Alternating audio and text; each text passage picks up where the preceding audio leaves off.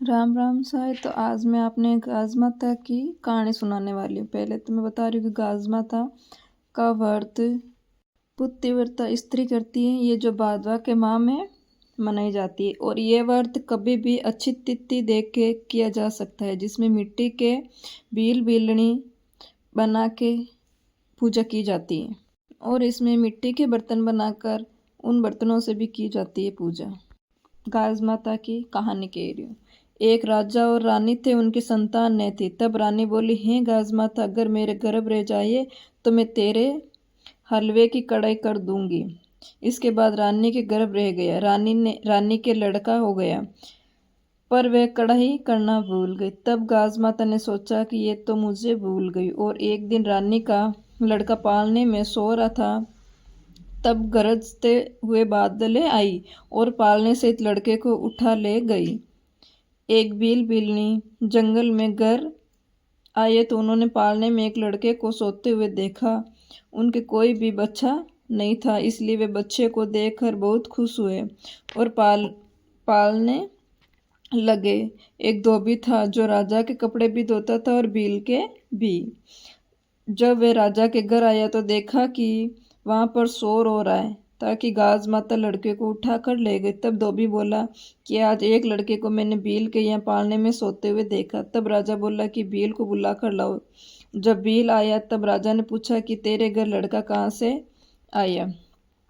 तो बील बोला, मैं गाज माता का व्रत करता था तो मुझे गाज माता ने मुझे बेटा दिया है।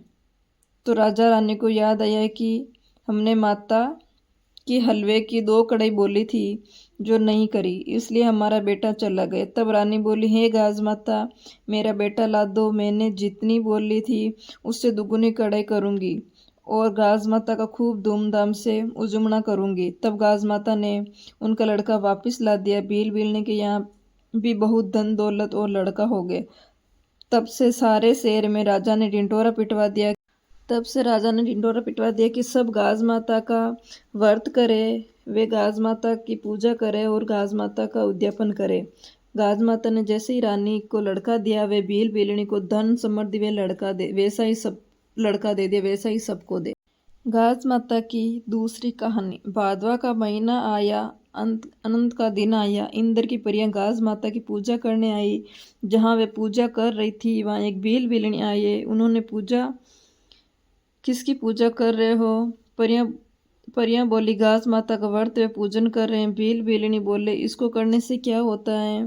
परियां बोली, यश वे लक्ष्मी आती हैं। ऐसा सुनकर बील बीलनी भी गाज माता का व्रत करने लगे तो उनके बहुत धन संपत्ति हो गई। बीलनी रानी जैसे कपड़े पहनने लग गई।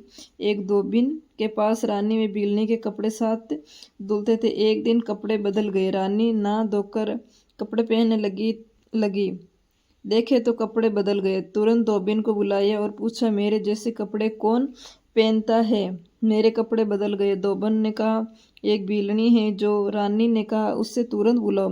बीलनी को बुलाया गया और पूछा, तूने चोरी की या डाका डाला तो तू मेरे जैसे कपड़े पहनती है? बीलनी बोली, मुझे पर तो गाज माता प्रसन्न हुई है। रानी बोली, मेरे भी बच्चा नहीं है, मैं भी ये व्रत करूं क्या?